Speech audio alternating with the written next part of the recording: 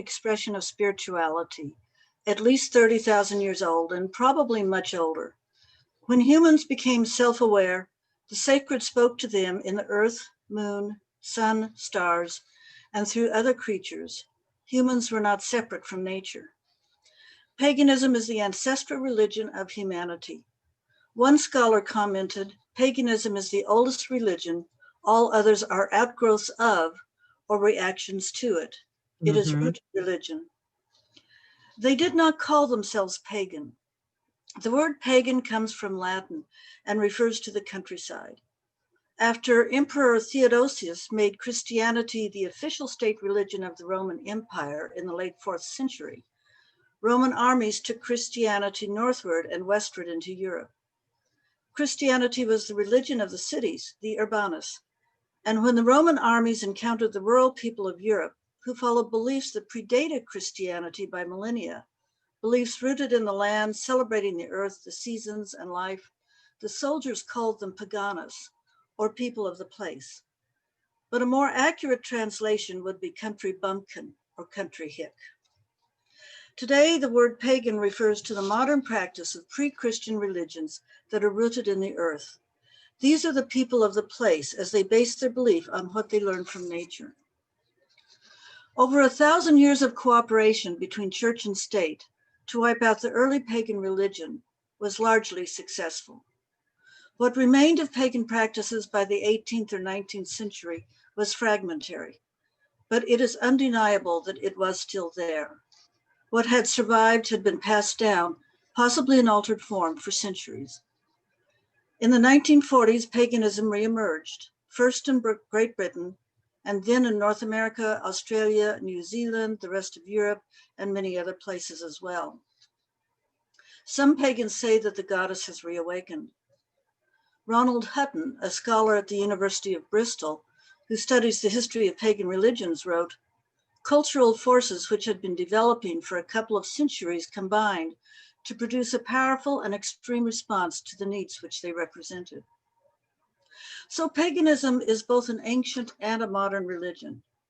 It is based on pre-Christian beliefs going back at least 30,000 years, but has reemerged in the modern era and adopted to the modern context. The Pagan Educational Network states that paganism is an eclectic and expansive spiritual practice. It is characterized by a focus on nature venerating spirituality, the honoring of pre-Christian deities, dynamic individual belief systems, a lack of institutionalization, concentration on the development and transformation of self, and acceptance and encouragement of diversity and equality. But modern paganism is not a monolithic movement. It is a tapestry, which blends innumerable traditions from many eras and areas, encompassing many threads and patterns. These include goddess spirituality, Druidry, Asatru, Hellenism, Kemetic, Wicca, and many more. Paganism does not have dogma, scripture, revealed texts, rules, authorities, a single founder, or a single religious philosophy. It is a spirituality of experience and practice. It is orthopraxic, not orthodoxic. The Pagan Federation states that paganism has 3 characteristics. 1, it is polytheistic, recognizing a plurality of divine beings. 2, it sees the material world and its laws as theophany, a manifestation of divinity. And 3, it recognizes the female face of the sacred. It promotes 3 basic principles: love for and kinship with nature, reverence for the life force and its ever-renewing cycles of life and death. The pagan ethic, do what thou wilt, but harm none. A positive morality. Each individual is responsible for discovering her or his own nature and developing it fully in harmony with the outer world. And thirdly, the concept of the goddess and the god as expressions of divine reality, an active participation in the cosmic dance of goddess and god, female and male, without suppressing either the female or the male principle. So what do pagans believe? It's a complex question because paganism has no dogma. That is, no required beliefs imposed by authority. But you can make some very general statements. Pagans acknowledge divinity that is both immanent or internal and transcendent or external. Generally, this is labeled panentheistic. That is, the sum of the whole is greater than the parts.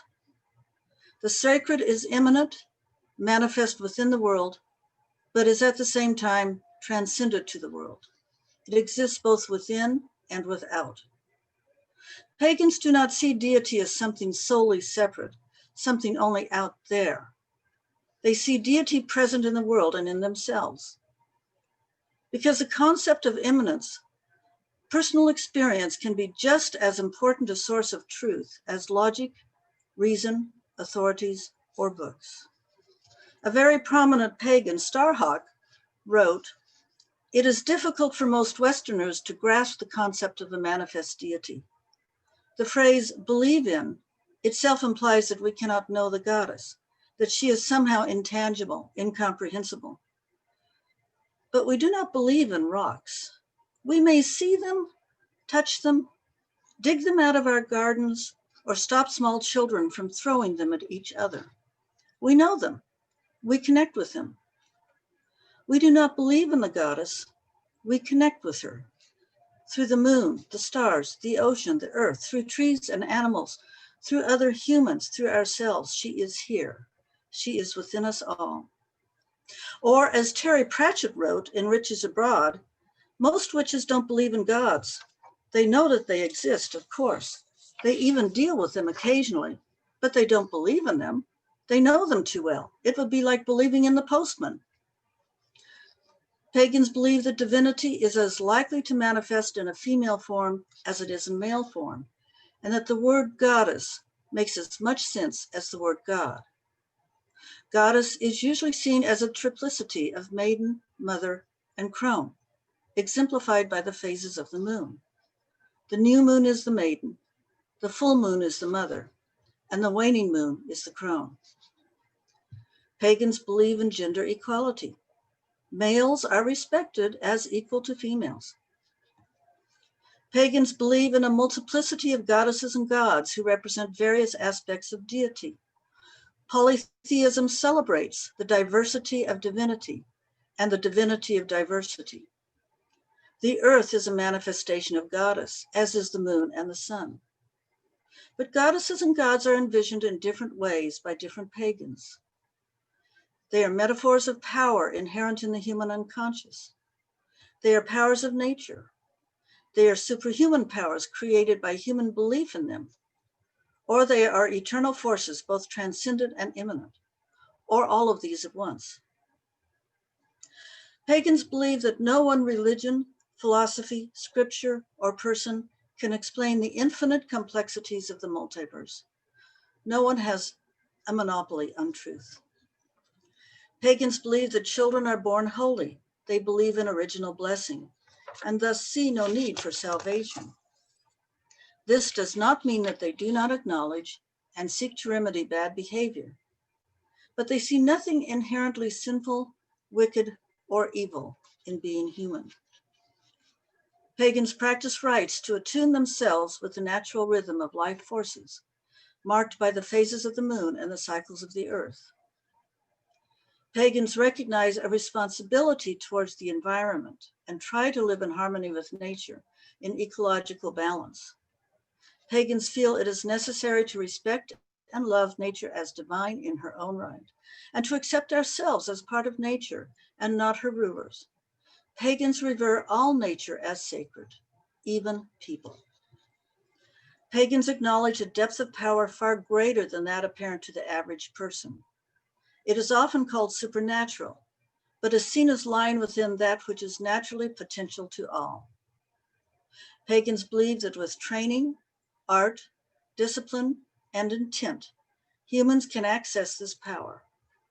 This is called magic, often spelled with a K to indicate that this is separate and different from stage magic. Pagans believe that everything within the universe is interconnected at very deep levels that extend beyond the boundaries of space-time as we know them. The universe is alive, and magic is afoot. Pagans recognize many planes of consciousness and a continuum of consciousness, which exist in everything from inanimate objects to the pantheons of deities. Pagans do not recognize any authoritarian hierarchy, but they honor those who teach and respect those who share knowledge and wisdom. Pagans do not accept the concept of absolute evil, nor do they worship any entity known as Satan, the devil, or Lucifer. Pagans do not believe in, respect, or worship any divine or semi-divine figure of ultimate evil. Pagans believe that ethics and morality should be based on joy, love, self-esteem, mutual respect, and the avoidance of harm to others and ourselves. Pagans have only one prescriptive law, and it's called the Reed, and it says, "And it harm none, do as you will," or more simply, harm none.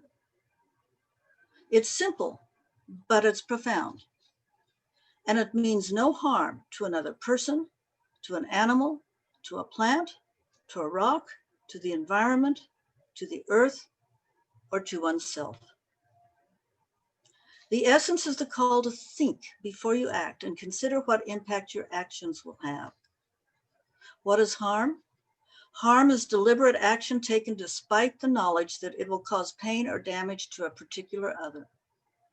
And also, it is deliberate, malicious, or thoughtless action taken without regard to what harm it may do to a particular other.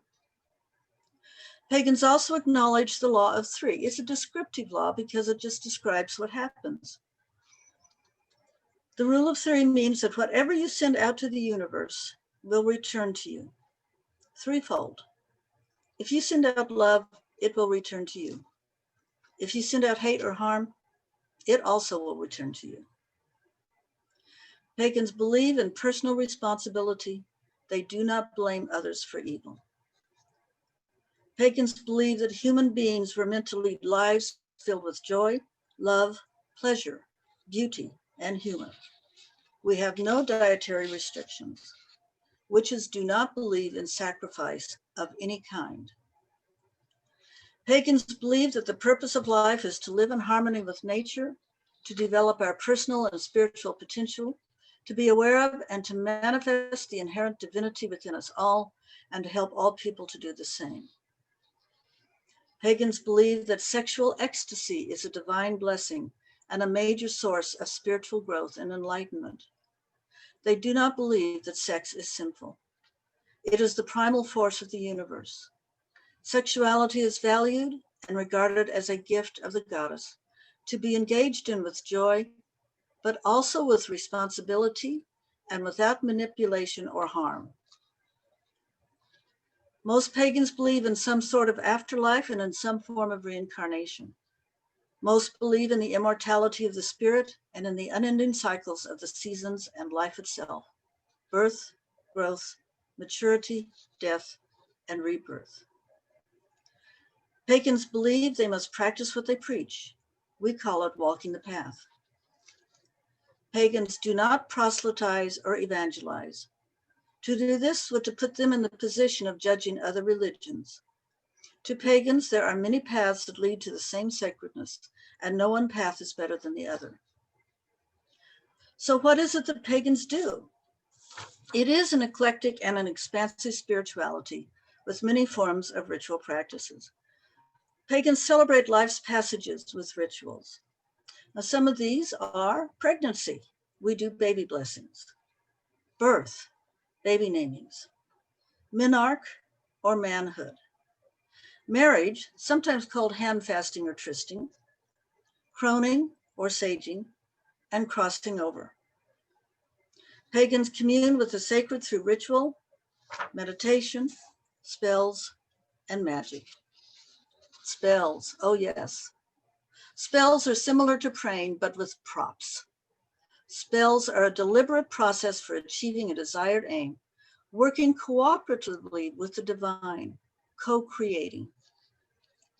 Magic is tapping into the energies of the universe and the energies within yourself, which may be one and the same, to bring about desired ends. Magic has been defined as the art and science of causing changes to occur in conformity with will. The ultimate purpose of magic is to fulfill the self on an even higher level, to transform, uplift, and so fully develop the self that the whole universe may benefit thereby. Witches celebrate the 13 full moons of the year, the 13 new moons, and the 8 Sabbats. The 8 Sabbats are the wheel of the year, a circle that has no beginning and no end. The 8 holidays mark the 2 solstices and 2 equinoxes of the sun and the 4 cross-quarter days. They follow the agricultural and pastoral cycle through the seasons. Yule, or winter solstice, is celebrated around December 21st or 22nd, and it is the first pagan holiday celebrated after the ending of the old year. This is the longest night and the shortest day of the year, and most likely the oldest holiday known to humankind. It celebrates the birth of the sun, spelled S-U-N. Imol falls on February 2nd, midway between winter solstice and spring equinox. You might recognize that as Groundhog's Day. Imol is a Gaelic word that means in the belly, and that refers to the gestation of new lambs. This holiday celebrates the return of light. It is the beginning of spring. It is also known as St. Bridget's Day. Bridget was a Celtic goddess of fire, poetry, and smithcraft. Spring equinox, or Ostara, is celebrated March 21st or 22nd. At the spring equinox, the hours of daylight are exactly equal to the hours of night. It is the middle of spring. This holiday celebrates the blooming of the earth. It was named after the German goddess of spring, Ostara, known to the Anglo-Saxons as Eostra, whose symbols were the egg, the rabbit, and the chick. Beltane is celebrated on May 1st, halfway between spring equinox and summer solstice. It is the beginning of summer. Among pastoral people, this was when the flocks and herds were moved from the lower winter pasture to the higher summer pasture. To ensure fertility, the livestock were herded between 2 fires. This holiday celebrates fertility and sexuality, a time for fun and frolic. Summer solstice is celebrated June 21st or 22nd. It is also called midsummer or Litha. This is the longest day and the shortest night of the year. The sun is at its maximum power. The themes here are growth, fruitfulness, abundance. And from now on, the days get shorter and the nights longer. Lammas is also called Lofmas and is celebrated July 31st or August 1st. The days shorten, but the weather is still warm. This is the first harvest and celebrates the grains harvested for the baking of bread. Mas, M-A-S, means feast. Autumn equinox, or Mabon, is celebrated September 21st or 22nd. This is second harvest and is the pagan Thanksgiving. This is the harvest of fruits. It's a time of appreciation, reflection, and preparation for winter. Samhain is celebrated October 31st. You know it as Halloween. This is the third harvest, when all crops should be in. Anything not harvested was left in the fields, as the frost would destroy it. Samhain is a Gaelic word which means summer's end. So Samhain was the beginning of winter. For the Celtic people of Europe and the British Isles, this was the end of the year as they began and ended their calendar with Samhain. So for pagans, it is New Year's Eve. Samhain is also known as the day between the years. The day before Samhain was the last day of the old year, and the day after Samhain is the first day of the new year. So Samhain itself is literally the day between the years. And being between the years is a very magical time when the veils between past, present, and future might be lifted. It is a time of no time when order and structure are abolished and chaos could reign. For 3 days, because all Celtic holidays lasted for 3 days, men dressed as women, women dressed as men, children knocked on neighbors' doors for food and treats, practical jokes were pulled. But Samhain was also for pastoral people, when the herds and the flocks were moved to the lower winter pastures, and also when the herds were culled and animals slaughtered, a time of great anxiety, for it was necessary to slaughter enough to provide meat for the winter months ahead, but not too many to endanger the herd. And that brings us back to Yule, the completion of one full turn on the wheel of the year and the beginning of another. Besides the 8 seasonal Sabbats, there are also Esbats. These are working meetings, usually at the full or the new moon. And meetings at the full moon generally also involve ritual. I'd like to leave you and end this with a pagan prayer.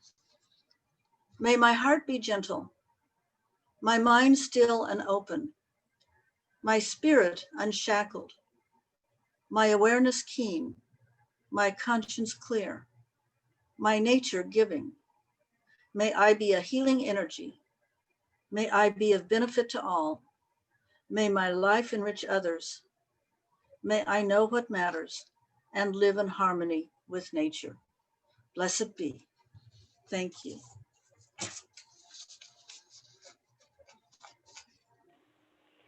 Thank you so much, Candace. So now we're going to open it up for Q&A. So I will say that no question is a dumb question, but we ask you to be respectful and keep the questions appropriate for dialogue. So does anyone have a question? You can type it in the chat if you're not comfortable speaking on camera, and I will read it, or you're welcome to unmute yourself if you would like to ask Candace directly. And I did turn my chat on so I can see. Okay.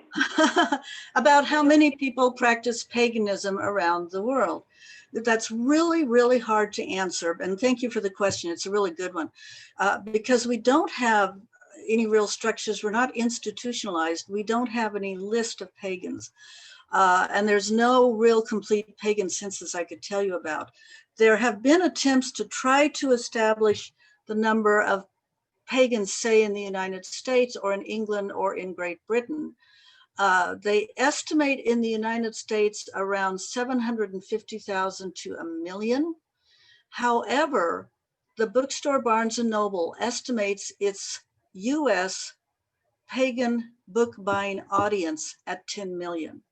So that lets you know how wide the disparity is. They estimate about 30, no, it's more than that, 300,000 or so in Canada. And I couldn't give you any statistics for the rest of the world. I apologize for that. We just don't have them. Shall I read off the chat? Yes, you're welcome to. I do think that Valarie had also unmuted herself earlier. I don't know if we will. Valarie, did you have a question? I did. I listened to your holidays and those celebrations that you have in paganism. They sound a lot like the ones in Christianity. Gee, I wonder how that happened. I'm sorry. There definitely is some overlap there. We'll just put it that way. Okay. Okay. So it looks like we have several questions in the chat. So Diane asked if there are regular meetings, and Keith asked where the meetings are held, if meetings are held. So. Okay. Yes. We don't generally build structures or churches. It's very, very unusual. Here in Southern Nevada, there is a temple. It's called the Temple of Goddess Spirituality, dedicated to Sekhmet. And it does have, or it did before COVID, it had regular rituals, the Sabbats, the full moons, the new moons. Pagans may practice in groups, or they may be solitaries.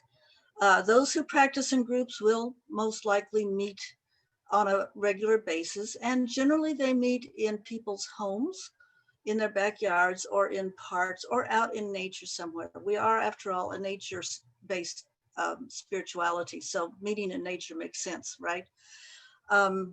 Let's see, there was a second part. Are the regular, and where are they held? Okay, I think, did I answer that okay? Is that all right? Yes, thank you. Okay, thank you. Thank you. See, do pagans believe in the golden, silver, iron age, etc.? Gee, where is that one? I'm not. Do pagans believe in the gold, silver, and iron age? You mean as the Greeks defined them, or coming from which background? Angel, did I'm you not want to? sure. I just know that I like went to this like yurt and they talked about how there were like the 4 different ages. I want to say maybe it was like Indian.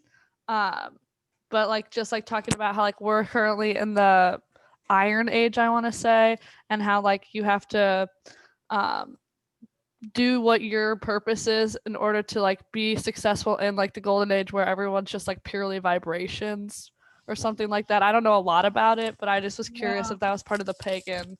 It's not really something I've been familiar with. I know within Greek mythology, there is the idea that there long ago there was a golden age, and then there was a silver age, and then there was an iron age.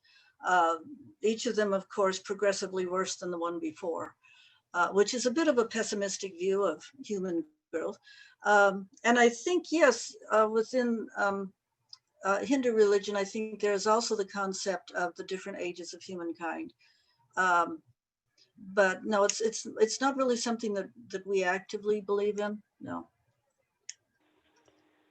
I think I might have accidentally skipped over one question from Sarah. What books can you recommend? I was actually glad you skipped over that because my mind Oh. just went blank on books. If you look behind me, I have all these books and I can't remember a single title at this point in time. Okay. Well, what we often do is send a list of recommended resources out after the fact to everyone who registered. So if you'd be willing to compile a list, I can send that out later. I would love to do that. I will do that. Wonderful. Okay. Okay, so then we'll just moving along. Let's see.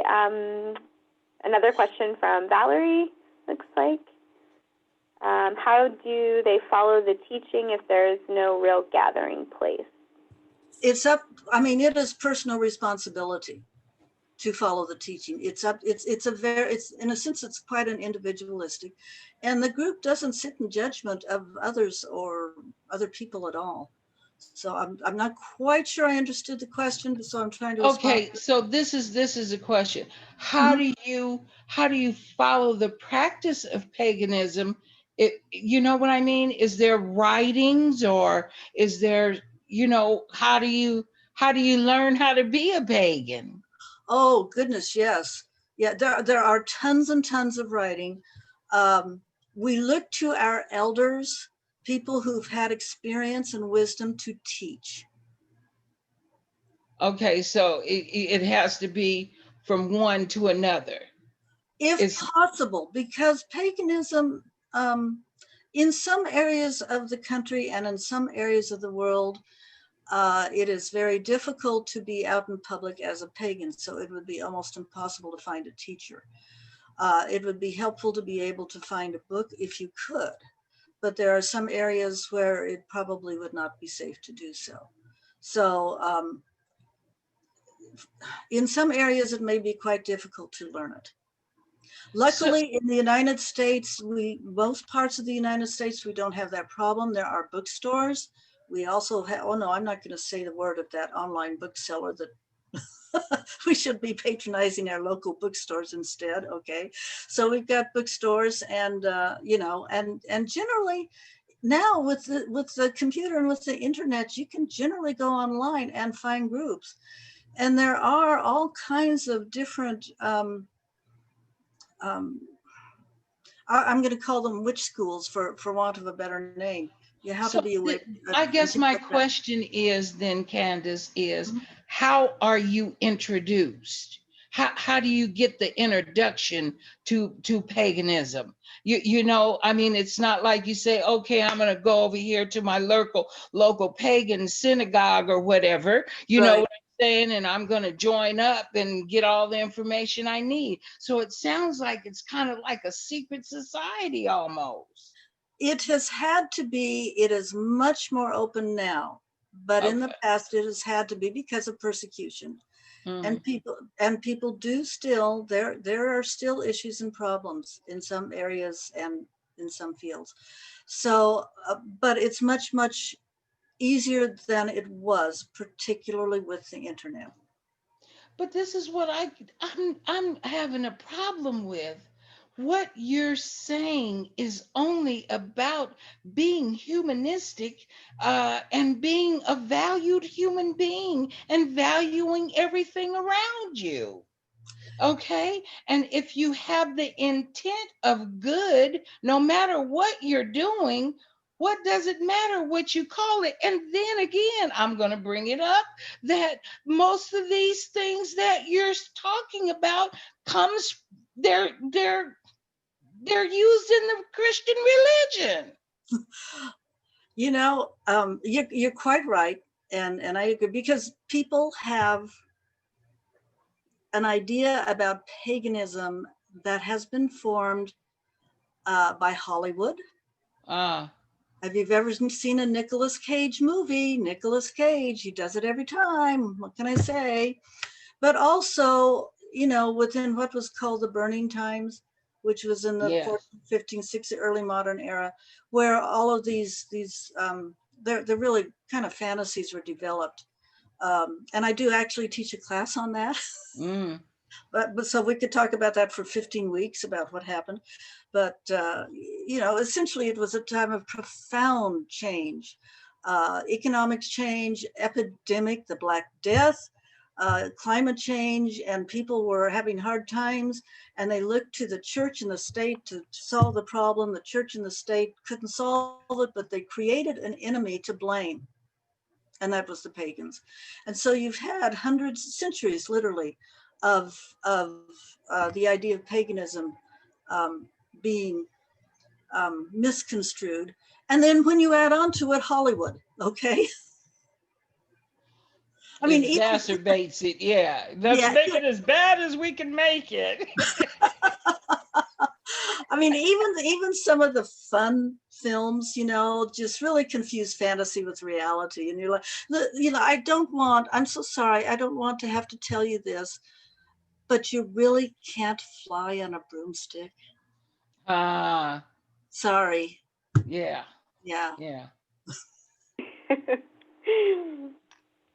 Well, thank you so much for that dialogue, Valarie. I think a lot of people probably were pointing to that question as well. So I think we have a couple questions from Alan. Are all pantheists pagan, and what is the relationship between Celtic, Druids, and pagans? Okay, I'm looking for the first one. Are all panentheists pagan? Probably not. It depends upon how they self-define themselves. And then the second one, a lot of Celtic belief, Northern European, Western European belief is, well, it was pagan. And so it comes into today's paganism. So you do find that. But you also find within the pagan community, people who are very interested in the Egyptian religion. Those are the Kemetics. Or the Greek religion. Those are the Hellenismos. Or Northern Europe, that's Asatru. Okay? So you would find different pantheons, different deities, different belief structures from different parts of the world.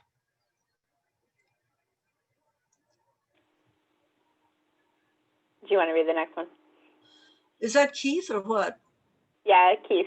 Well, because we already talked about how many would there be around the world, and so, and honestly, we just don't have the figures. I don't know. More than one would think. More than one would think. There are groups of pagans in modern day Israel, in Japan, in Africa, where it is somewhat dangerous. Some parts of Africa where it is somewhat dangerous to be. Yeah.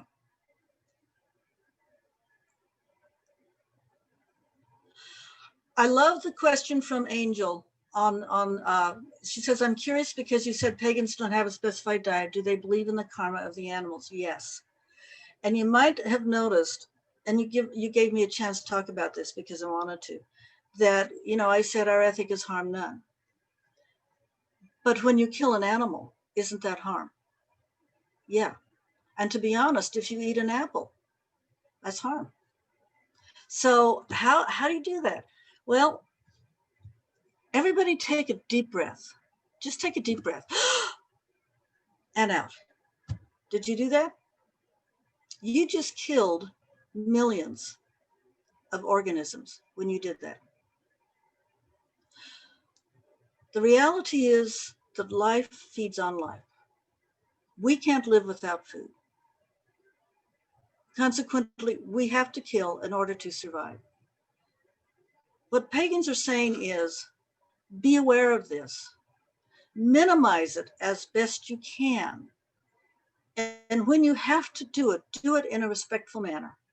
Going out and shooting an elephant for the thrill of shooting an elephant, closest thing we come to sin. If you have to kill an animal to survive, be grateful to that animal, be respectful to that animal, only take as much as you need, and that's it. Be aware of your actions, be aware of the effects on them, and try to minimize as much as you can, as much as is possible. But no, we don't require people to be vegetarians or vegans, although many pagans are vegetarian or vegan. I personally think being vegetarian or vegan is a higher calling. I'm not able to do it, and I feel bad every time. So, yeah.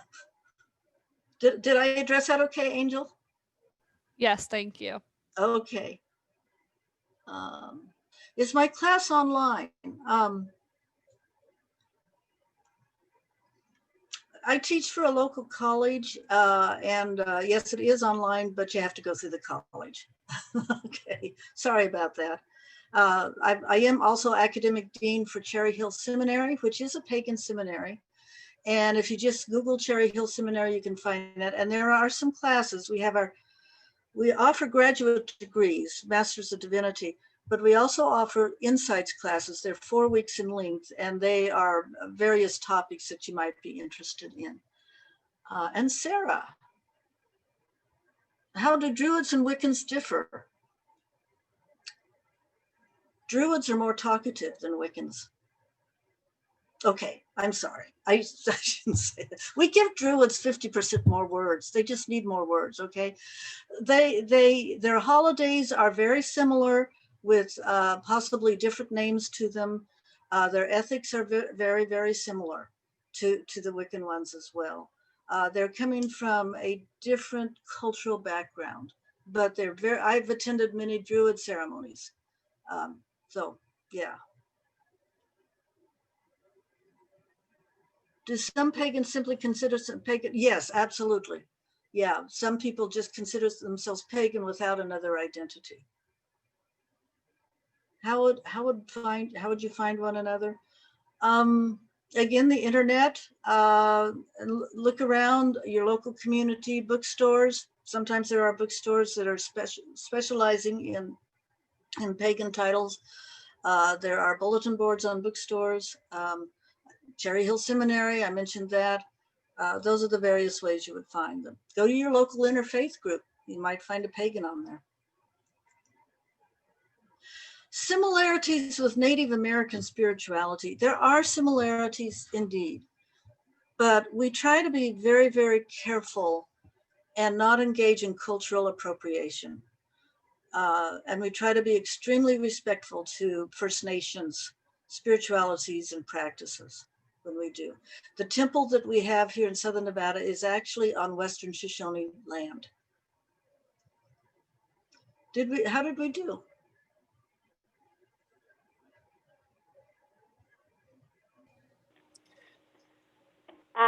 So are there, just got one more question. According to I what also you, have a question, by the way. Sorry. okay. Yeah, go ahead, Jack. Oh, okay. So I'll introduce myself first. My name is Jack Willerton. Hello. Hi. I'm a Hi, UD Jack. student, and I come from a Catholic background, and I'm a practicing Roman Catholic. But I wanted to just ask a quick question. So you talked a lot about how, I guess, nature and pagans believe in, I guess, like as in Catholics believe more in a patriarchal, I guess, institution. Pagans believe more in a feminine, I guess, structure. If I'm hearing that correctly. So would you say that the whole idea of Mother Nature is something that comes from pagan tradition?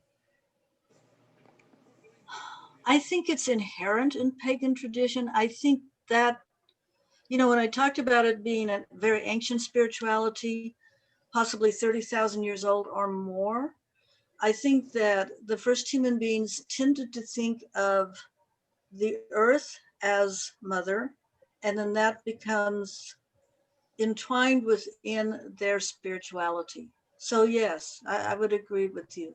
And I saw you taking notes by the whole time, by the way. Mhm. Made me feel right at home because I'm a teacher. I also actually had another just super quick question.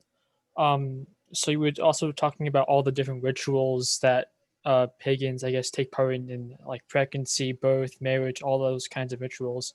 And you also mentioned manhood. I wanted to ask if you had any like anything to add on the whole ritual of manhood, what exactly that is. Well, it's a manhood ritual for a young man would probably be about the age of 13 or 14. And it introduces him to, well, being into the adult world. They're very, very nice rituals. They talk about responsibility and, behavior, how you behave, and ethics and things like that. So would you say it's kind of like the bar mitzvah in the Jewish tradition? Very similar, very similar. Mm-hmm. Mm-hmm. Okay. Yeah. Thank you. Thank you. So it looks like there was one other question from Diane. According to what you said, or did you want to ask? Good. Yeah, I can ask her because my question probably is not very clear. I have a hard time putting my thoughts together in words. I understand, according to what you said, if everything is living, then plants are also living sorts of creatures, to my way of thinking. So you could correct me on that, but I thought of it when the question came up about, eating meat and killing animals. What can you say to that, since you said it was a higher calling to be a vegetarian? Well, exactly, and I agree, and there is kind of an inherent contradiction there. Although if you're eating an animal, definitely that animal was conscious, but so was the apple. I believe there. But in order for him, we can't eat. Of course, I tend to think rocks are conscious too. Okay, I'm a little strange, but the thing is, humans survive on life. Survives on life. Life feeds on life. Okay. Yeah. So be conscious of just be conscious of what you're doing and appreciate that that plant has sacrificed for you. And by the way, I do talk to my plants and they do respond to me. Hey, I do too. I give them names. I always have. I always have people think I'm crazy, but I do talk to them. I think it makes a difference. And they love music. They do. I sing to them. Do we have time for a story which you will really all think I'm really weird and out there, which is not unusual? A little story? Sure, I'm fine. Okay. Just looking at Geneva. I went into the local hardware store and I saw this plant, and it was an unusual plant. I still don't know what the name of it was, and there were two of them. So I looked at them. I picked up the one that looked like it was a little fuller, and I started walking to the cash register. The closer I got to the cash register, the more I could hear the plant left behind screaming, "No, no, no, don't separate us, no." So I went back, I bought both plants, I took them home. I have them next to each other, and they have grown entwined into each other. To me, they are a pair. And I sing to them every night. I can see that. Okay. I can see that. Okay, I really can. Okay. I mean, it's a little out there that you heard them, but yet at the same time, I get it. Yeah. It seems like a paradox, but I totally can get it. Okay, thanks. Yeah. And I'm a Christian, so maybe that's really here too, but I do understand that with the plants. Yeah. Yeah. Thank you so much. Thank you. And Geneva says, if you're in Kansas City, Aquarius is the local pagan bookstore. Yeah, I just wanted to mention that since the Greater Kansas City Interfaith Council is a co-sponsor.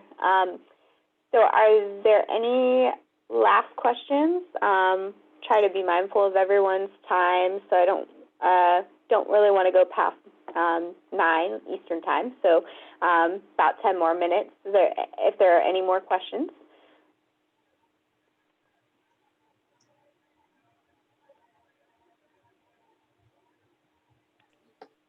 No? Oops, I need to go, so I'm going to bow out. But thank you very much for your time, Candace, and it was very enlightening.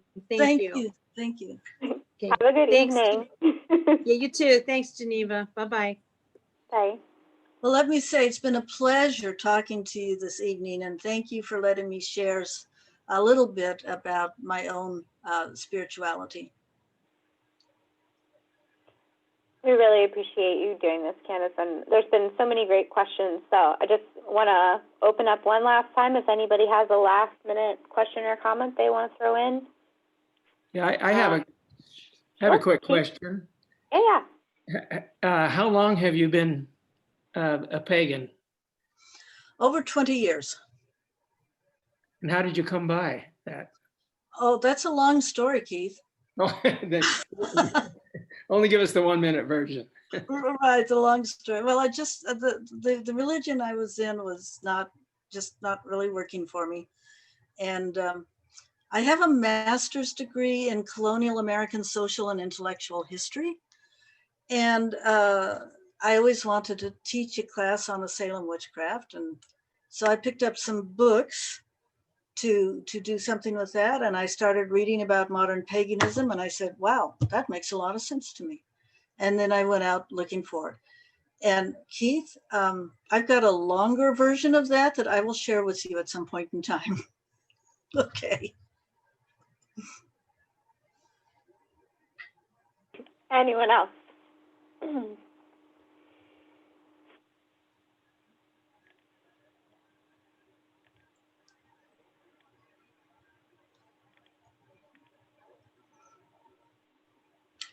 So Geneva, the next one is a week from today, right? Yes, that sounds right. Let me double check. So the next one will be on Judaism, and Alan Edelman will be presenting, who is on the board of directors for the Greater Kansas City Interfaith Council. And see if I can pull it up. Yes, so it will be on October 27th. Same time, same place. So it'll be the same Zoom link. So you all can continue to use the same link every single time, so it makes it less confusing for everyone. So we hope you'll continue to join us. Are there any other last-minute questions? No? Okay, well, if not, Candace, is there anything you want to leave the audience with in closing? Well, I hope that I contributed some to your understanding of what paganism is. And it is very diverse and it is eclectic. And next time you see a Nicolas Cage movie, just take it with a grain of salt, okay? And by the way, he lives here in Las Vegas somewhere. Of course he does. Of course he does. Right. Wonderful. Well, thank you so much. And I will be sure to send out the recommended reading list whenever you get a chance to put that together. Okay.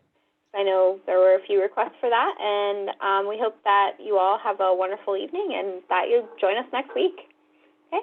So have a good night, everyone. Okay, thank you all. Thank you. Thank you.